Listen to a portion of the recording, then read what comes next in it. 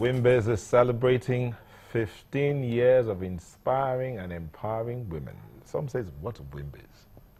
Women in business, I think. And management. Women in business, in management and business. Okay. Now, WIMBIZ will be commemorating this by amplifying the usual programs as well as selected anniversary programs focused on encouraging girl-child education. As part of the event lined up for the day, there will be an annual lecture called or themed Crisis of Value, Reclaiming Our Society. And the speaker is the Minister of Solid Minerals, Dr. Kayode Fayemi.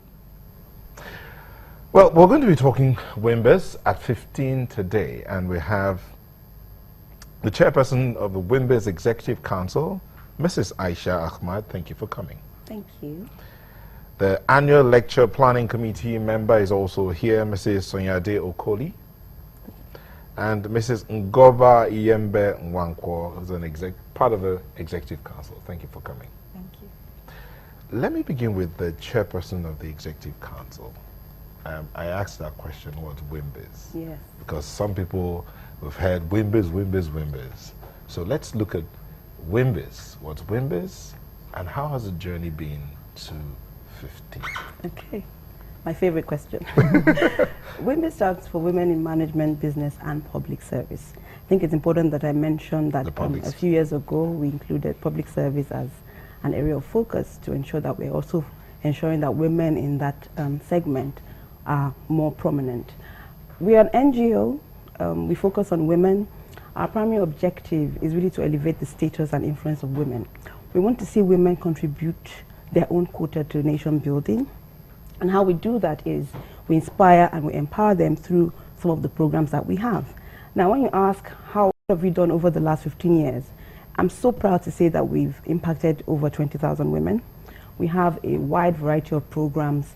The annual lecture, the annual conference. We're here to talk about the annual lecture, which we'll talk about in a minute, which is happening next week.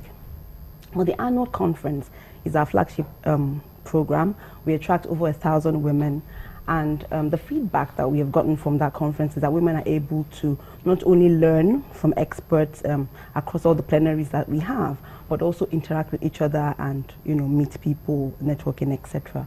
We also have programs that focus on getting more women on boards. So we have the WIMBIZ initiative, which really just ensures that women have the skills to be board ready, and that we keep a database, because many companies actually complain that, okay, they want women on their boards, but they can't find these women. So we have a database where we collect. What? Yes, that's what we hear. So where do we find the women? We have a space where do we find the women?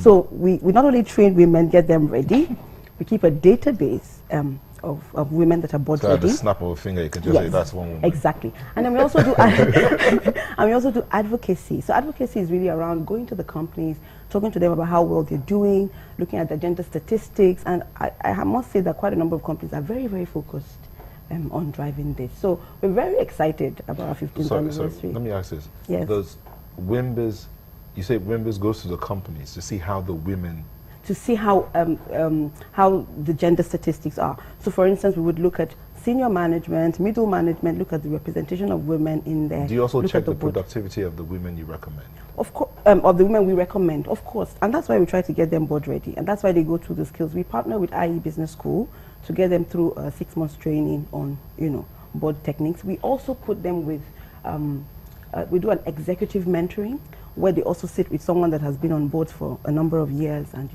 so they're usually very, very well qualified.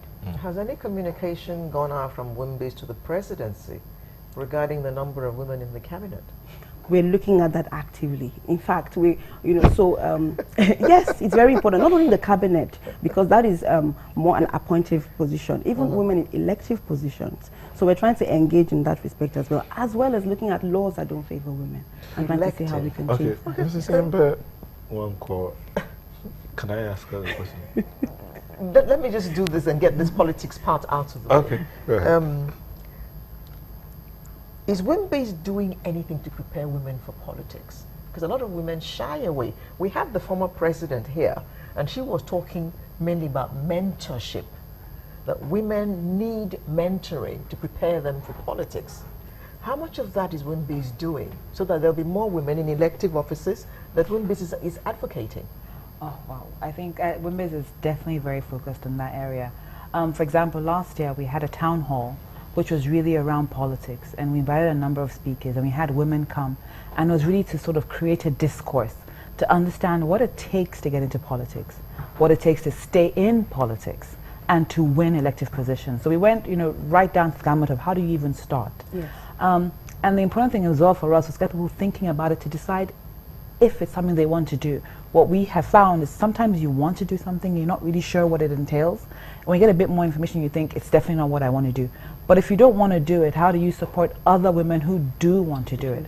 A number of years ago, we also had Mrs. Sarah Jibril as one of our speakers, as one of our annual lectures. And again, it was about politics. We had the then Deputy Governor of Ekiti State as well, the lady who unfortunately has passed away. She also spoke. So it's something that has become, we focused on, and we're focused on it even more, particularly seeing the statistics after the last elections and getting women to say, look, you need to step up, you need to stand out. It's not enough to expect to be picked. We also have to do our bit and to come out there and seek office and be qualified.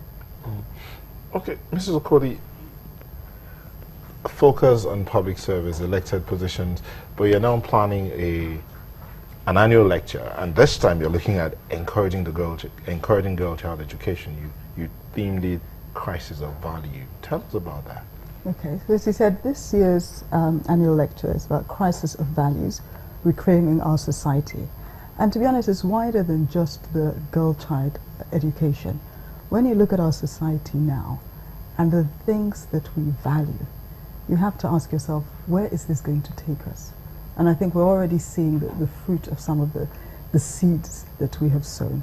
So it's really about going back to where we're coming from, going back to the things that used to be important to us, the things upon which the great Nigeria was built, and that we need to get back to for us to move forward over the next 50 or so years.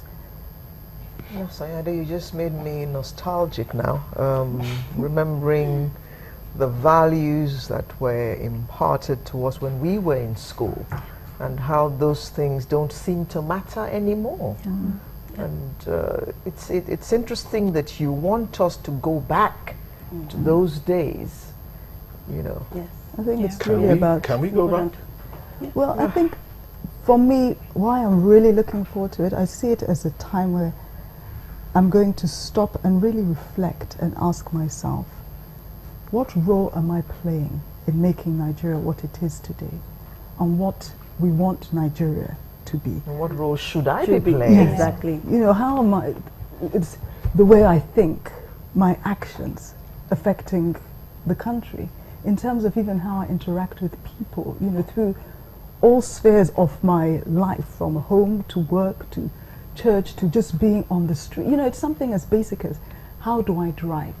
And what difference does that make to different people trying to go from point A to point B? So I think if we took time to stop and reflect, we might not get there immediately, but at least we can begin to retrace our steps and head in the right direction. It's interesting that you mentioned driving, because recently, I just made up my mind. I'm not going to waste my time struggling for space with a Danfo driver or a Keke Marana, because I said to myself, I am more than this. So if he wants to get in front of me, let him. Carry on. Yes. Yes. Because after he goes, I will be able to go. He's not taking the road home with him. So, go. Yes. I don't need to struggle with you. Okay, you don't hit me because you want to get in front of me. I'm going to actually stop for you to get in and get on with it. I think that many of us recognize that some things have to change. Simple things like working hard, simple things like integrity, and integrity around following the rules, getting to places on time, people holding the door for you, but you know that there's an expectation, people helping you, but you know that there's an expectation, helping people for help's sake, and being proud of what you do, dignity in labor. Some of all of these things that in the past, if you were very wealthy and people couldn't, be sure of the source of your wealth, there would be palpable, questions about that. But today it's different. And we think that we need to look inwards. And I like the fact that everyone is now talking about Nigeria, Nigeria, Nigeria. That also means look inwards about who we are as a society and how we can make ourselves a progressive society. So the target audience here is not necessarily the women, but the entire... You are spot on. It's everyone. And we encourage everyone to actually register. It's next week on Thursday. We should register ahead of time because usually what happens is people rush, you know, and then you miss half the lecture because we're going to start with us, we're going to start on time. We say guests to be seated by 8:45 and by 9 on the